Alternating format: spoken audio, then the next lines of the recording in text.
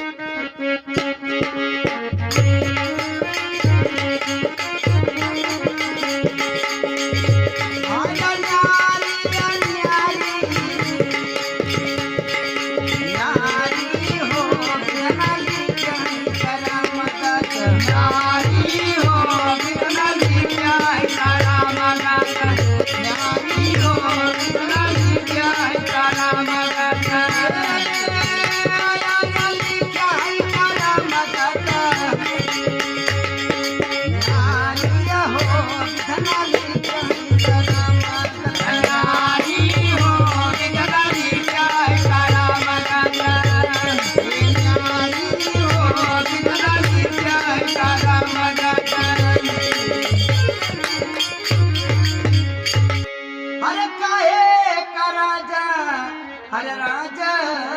करत है, अरे काहे भाट, अरे भिखारी हो विधना लिखे करम कंडारी हो विधना लिखे करम नारी हो विधना लिखे करम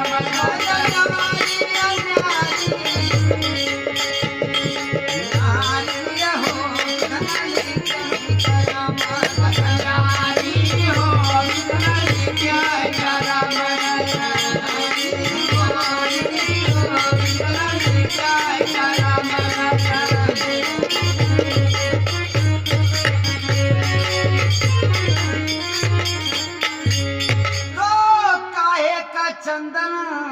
हर रन बन उपजय, हर रन बन उपजय हो रन बन उपजय,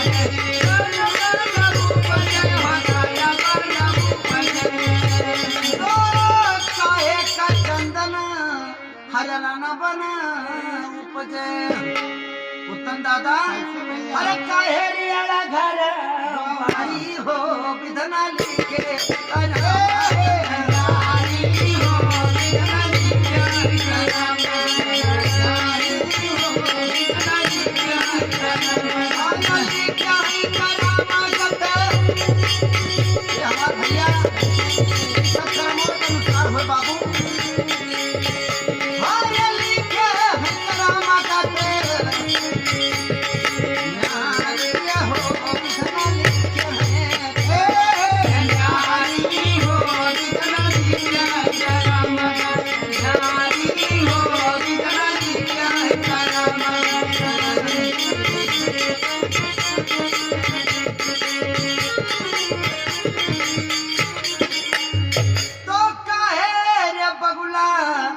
हंस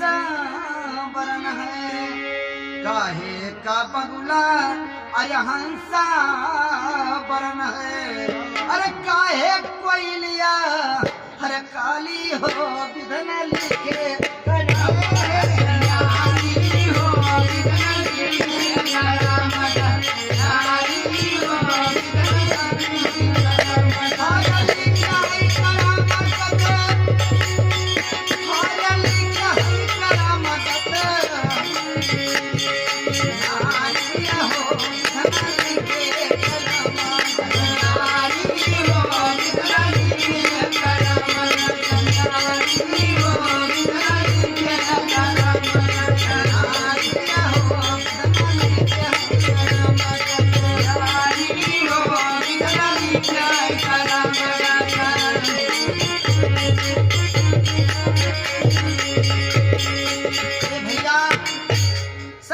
के अनुसार सब हिसाब किताब परमात्मा ने बना दिया है। कहना है कि कर्म से राजा हर राज करत हैं। यो हमार कर्म मौजूद सब हम सब बैठ करके साथ में, न कोई लेके कोई बैठा नहीं चाहते भैया। हर कर्म से राजा हर राज करत है हर करमई से बाट हर भिखारी हो विधना लिखे कलामा कटारी हो विधना लिखे कलामा कटारी हो विधना लिखे कलामा क्या है कलामा कटारी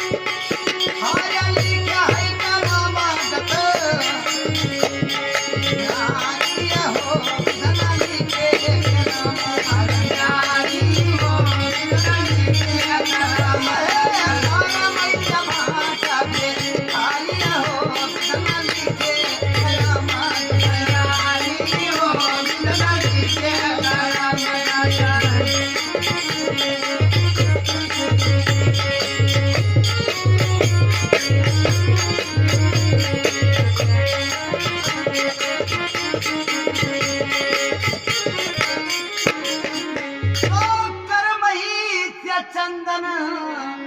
हजरन बन उत्तम दादा कर्मो हजून प्रपत पक चंदन व्यापक हर कर्मही त्या चंदन हजरन बन उपजे हर कर्मही त्या रेड़ा घर अगवारे पिछवारे लाग राती कर्मो हर कर्मही से रेड़ा घर हर बारी हो विधना लिखे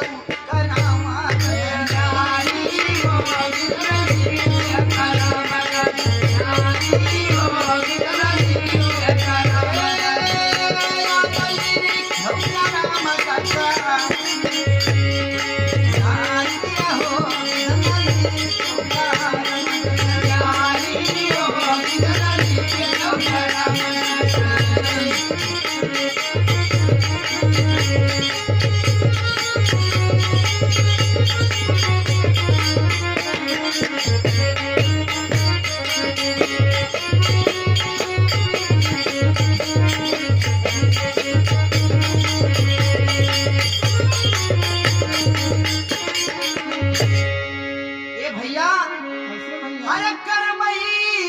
बगुला अरे हंस बरन है अरे हंस बरन है बगुला हंस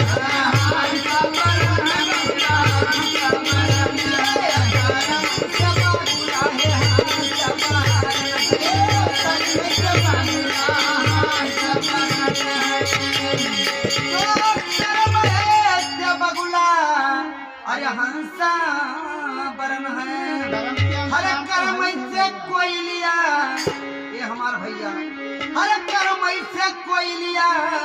हर काली हो विधना लिखे कर्म कटारी हो विधना लिखे कर्म कटारी हो विधना लिखे कटारी हो विधना लिखे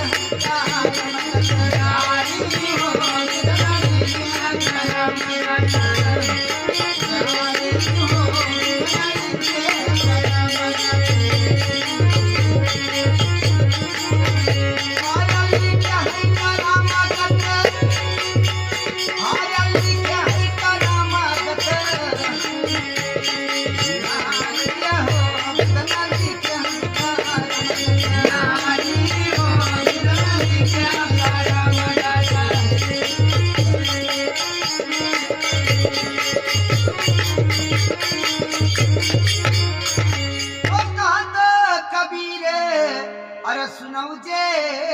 समझो कहत कबीर सुनो भाई साधो साधो समझो हर गुरु के चरण त्यानिस गुरु के चरण में आओ तो निस्तार हो जाएगा हर गुरु के चरण से निस तारी हो विधना लिखे कलामा तारी हो विधना लिखे कलामा तारी हो विधना लिखे कलामा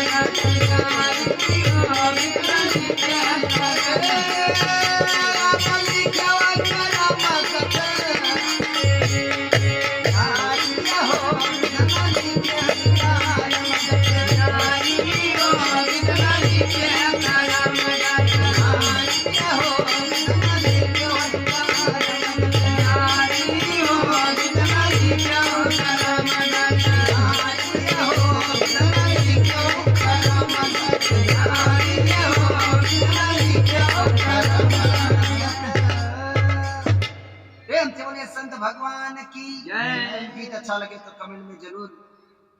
कुछ ना कुछ कहिएगा। जय माता।